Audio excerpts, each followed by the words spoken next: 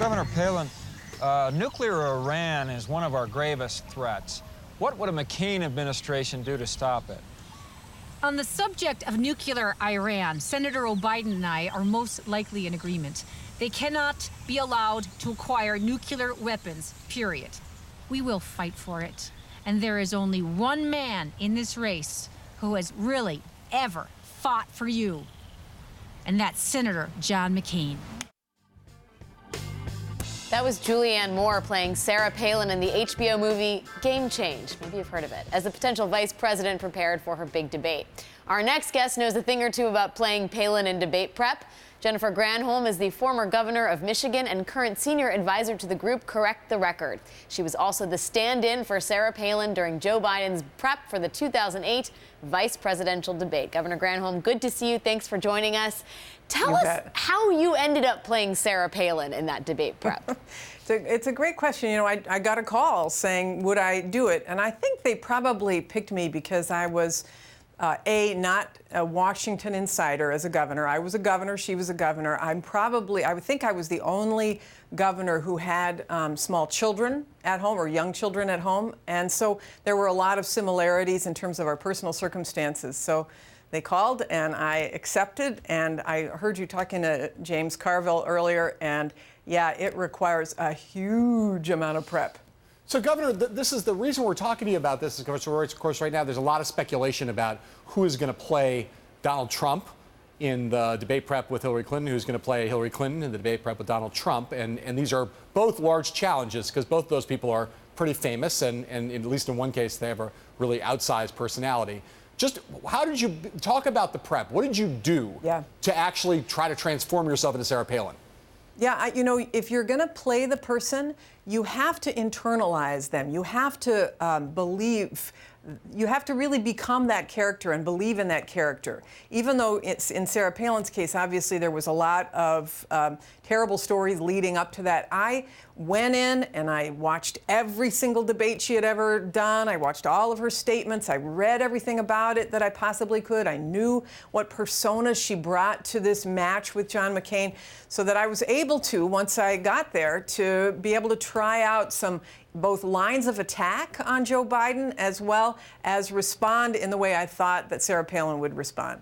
Governor, one of the hurdles, it sounds like, for anybody who's going to play Trump in these debates is someone who's willing to sort of assault verbally or rhetorically, however you want to describe it, Secretary Clinton in the way that Trump might on the debate stage. I mean, there's a lot of thinking that he's going to sort of open up the cannon fodder, if you will, when they take the debate stage. And who is brave enough to do that to Secretary Clinton in debate prep?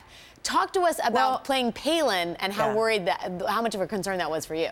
You know, first of all, I mean, the candidate that you are assisting as a stand-in is, you know, they're mature. They understand that they've got to go through this. It is not a pleasant experience. They know that the opposition research that the other side has is all potential game in a debate. And we can have the conversation about whether it's good strategy for Donald Trump to do that, but certainly Hillary Clinton has to be prepared for it. So the person who stands in has got to be willing to go there. And in fact, if they don't go there, they're not doing their job because they have to, you know, get her used to this line of attack, no matter what it is. And so they're going to come at her 12 different ways on issues that may seem wholly unfair, but she's got to get comfortable with the answer. It's comfortable enough with the answer that she can respond, that she can pivot to an attack on him if she wants to, or, you know, come out with a zinger, or come and answer in a way that makes her above the lowness potentially of the attack. But you got to practice it over and over again. It's not easy. All right, Governor, I'm going to make you a casting director right now. All right,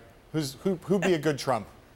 You know, I'm of the theory that Trump is so odd as a candidate that you might want to bring in a couple of different people. I like the idea of someone like Mark Cuban, but I'm not sure that because he's an outsider and he's a business guy and brings, you know, if you bring in a traditional politician, you might not be thinking like an outsider business guy.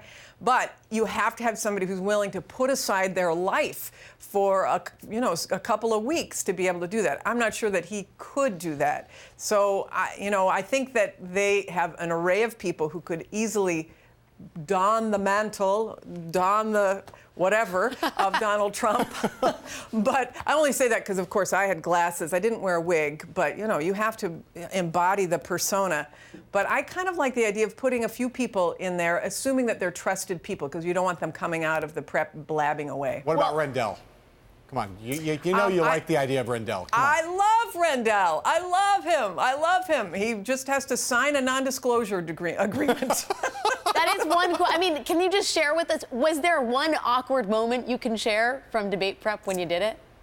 I am not saying a word, but there were definitely awkward moments. There definitely, because you want them to have there be awkward moments, right? You want to go to a place where your candidate is totally uncomfortable.